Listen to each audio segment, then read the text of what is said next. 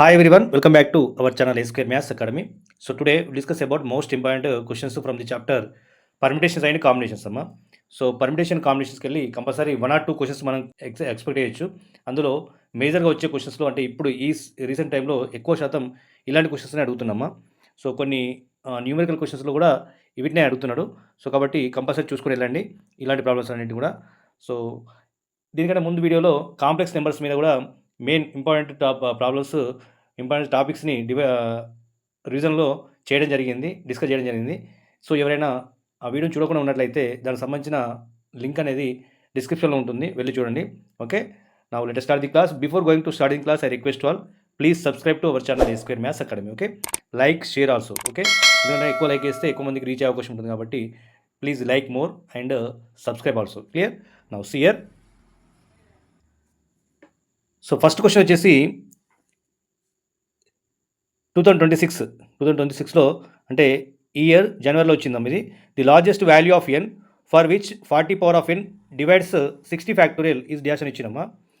So తర్వాత అదే same ఇదే ఇయర్లో జనవరి 21 నాడు వచ్చింది, ఇది జనవరి 24th. సో జనవరి 21 నాడు వచ్చింది the largest n belongs to n for which 7 to the power of n divides 101 factorial is dash అని ఇచ్చినమ్మా. ఓకేనా. సో దీన్నే మనకు ప్రీవియస్ ఇయర్ అంటే లాస్ట్ ఇయర్లో 2025లో అడిగిన క్వశ్చన్ చూడండి. The largest n belongs to n such that 3 power of n divides 50 factorial. So చూడండి ఈ రెండు క్వశ్చన్స్ కూడా సిమిలర్ క్వశ్చన్స్. ఇక్కడ 7 పవర్ ఆఫ్ ఎన్ ఉంది, ఇక్కడ 3 పవర్ ఆఫ్ ఎన్ ఉంది, 101 ఫ్యాక్టోరియల్ ఉంది, ఇక్కడ 50 ఫ్యాక్టోరియల్ ఉందమ్మా. ఓకేనా. ఇది 2025లో సెకండ్ సెషన్లో వచ్చింది. అదే క్వశ్చన్ సేమ్ రిపీటెడ్గా మళ్ళీ ఇయర్ వచ్చింది. నెక్స్ట్ ఇయర్లోనే నెక్స్ట్ డే 24th నాడు కూడా సేమ్ క్వశ్చన్ వచ్చిందమ్మా, కొంచెం చేంజ్ చేసాను అంతే. ఓకేనా. సో కాబట్టి ఇలాంటి ప్రాబ్లమ్స్ అన్నింటి కూడా మళ్ళీ వచ్చే అవకాశం ఉంది కాబట్టి మరొకసారి చూసుకొని వెళ్ళండి. Okay, now let start the class. One second. So formula వచ్చేసి exponent of a prime p in n factorial is the largest integer k divides n factorial is integral part of n by p plus integral part of n by p square plus integral part of n by p cube plus up to so అన్నమ్మ. ఇలా మనకు ఇక్కడ P అనే prime ఇచ్చినప్పుడు ఎన్ ఫ్యాక్టోరియల్ని divide చేస్తే అప్పుడు value అనేది largest value of కే ఏమవుతుందంటే ఎన్ బై పీతో డివైడ్ చేయాలి. అదేవిధంగా P square, P cube, P power 4 ఇలా. అంటే ఎన్ అనే వాల్యూ పి అనే వాల్యూ కంటే తక్కువ వచ్చే వరకు, అంటే ఈ వాల్యూ ఎక్కువ వచ్చే వరకు, డినామినేటర్ వాల్యూ ఎక్కువ వచ్చే వరకు మనకు అన్ని వాల్యూస్ కూడా తీసుకుంటాం. ఓకేనా. So n by p plus n by p square plus n by p cube plus n by p power 4 like that. Okay, ఇది ఫార్ములా. ఈ ఫార్ములా బేస్ చేసుకొని ఈ ప్రాబ్లమ్స్ అనేది సాల్వ్ చేయొచ్చు. Okay, now see here. So 2025 మెయిన్స్లో వచ్చిన question ఇది. So the largest n belongs to n such that 3 power of n divides 50 factorial is dash అని ఇచ్చిండు. సో ఆప్షన్స్ వచ్చేసి 22, 23, 20 అండ్ 21 ఇచ్చినాము. సో ఇక్కడ మీరు అబ్జర్వ్ చేయాల్సింది ఒకటి ఏంటంటే ఇక్కడ ఫ్యాక్టరీ ఉన్నప్పుడు ఫ్యాక్టరీలో ఉన్న నెంబర్ కాకుండా డివైడ్ చేసే నెంబర్ అవుతుందో అది ప్రైమ్ అయి ఉండాలమ్మా. అంటే ప్రైమ్ నెంబర్ అయి ఉండాలి ఫస్ట్ మెయిన్ కండిషన్. ఈ ప్రైమ్ నెంబర్ అయితే డైరెక్ట్ ఫార్ములా అప్లై చేస్తే అయిపోతుంది. ఒకవేళ ఇక్కడ ప్రైమ్ నెంబర్ కాకుండా ఒకవేళ ఈవెన్ నెంబర్ కానీ ఇచ్చిననుకోండి, కాంపోజిట్ నెంబర్ కానీ ఇచ్చిననుకోండి, దాన్ని మనం ప్రైమ్ ఫ్యాక్టర్స్గా అంటే ప్రోడక్ట్ రాసి దాంతో ప్రాబ్లమ్స్ని అంటే ఫార్ములాస్ని అప్లై చేయాల్సి ఉంటుంది. ఓకేనా. సో అది ఎలాగో నెక్స్ట్ వచ్చే ప్రాబ్లమ్స్లో ఒక ప్రాబ్లం ఉంది, ఇయర్ వచ్చింది, ఆ ప్రాబ్లమ్ చేద్దాం. సో ఫస్ట్ అయితే ఇలా ఉన్నప్పుడు ఏం చేయాలంటే పవర్స్ ఆఫ్ 3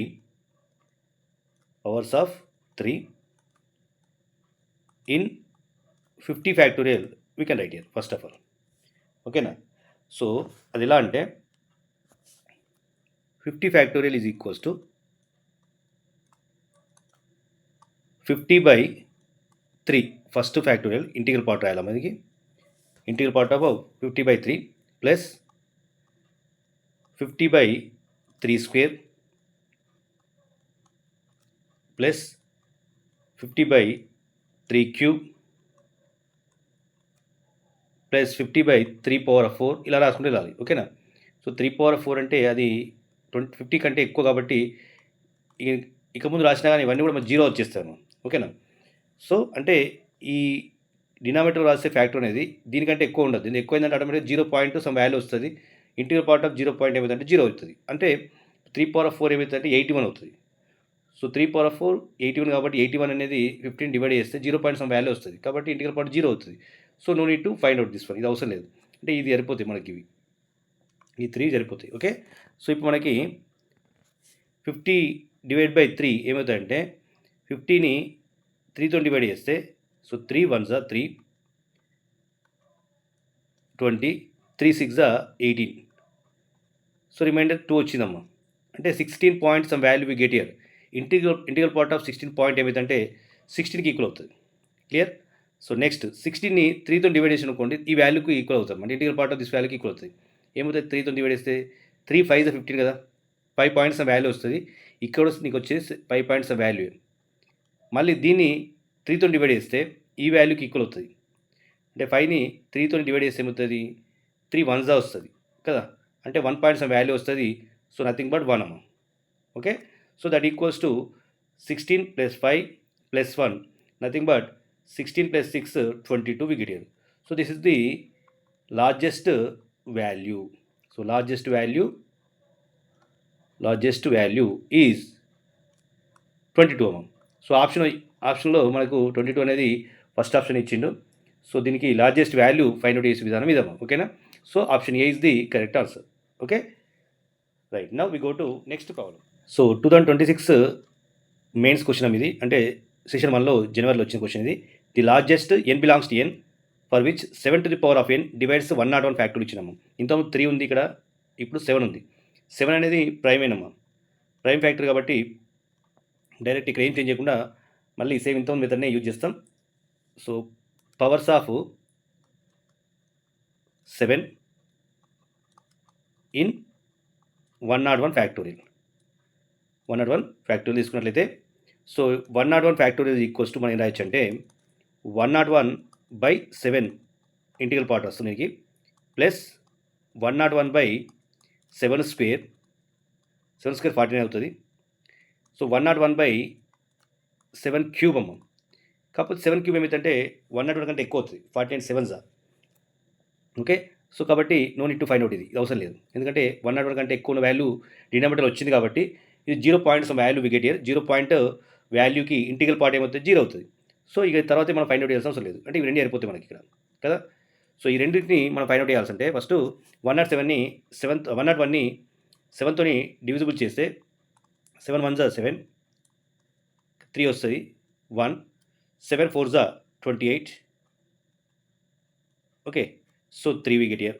రిమైనర్ 3 వచ్చింది కాబట్టి point some value we get here. Nothing but integral part of 14 point some value ఏమవుతుందంటే 14కి ఈక్వల్ అవుతుంది. అంటే ఈ వాల్యూ 14కి అవుతుంది. 14 పాయింట్ సమ్ వాల్యూ కాబట్టి ఇంటిగ్రల్ పార్ట్ ఏమవుతుంది 14 అవుతుంది.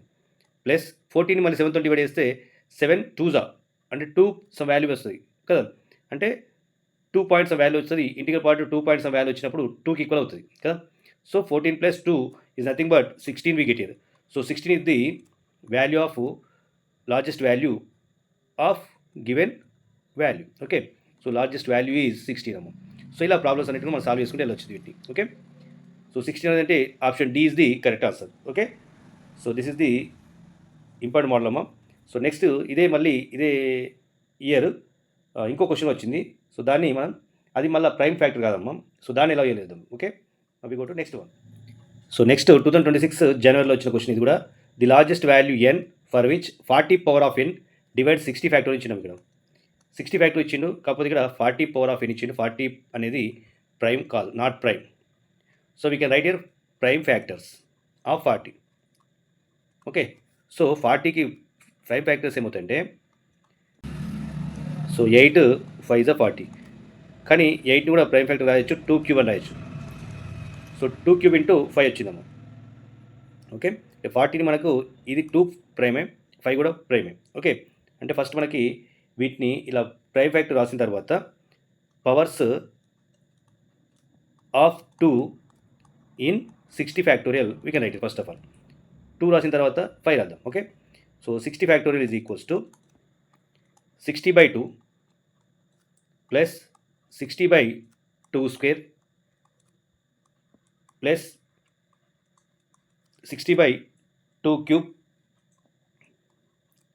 Plus 60/2 power of 4. 2 పవర్ 4 రాయాల్సిందే, ఎందుకంటే మనకు 2 పవర్ 4 60 అవుతుంది. 60 అనేది దీంతో డివిజిబుల్ అవుతుంది.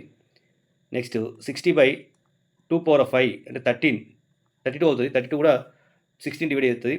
నెక్స్ట్ 2^6 తీసుకున్నట్టయితే 60/2^6 అంటే 32 2 64 అవుతుంది. అంటే దీన్ని డివిజిబుల్ చేయాలి, 0 అయిపోతుంది అప్పుడు. ఇది అవసరం లేదు ఇక. ఓకే, సో ఈ వీటిని మాత్రం మనం తీసుకోవాల్సి ఉంటుంది ఇక్కడ.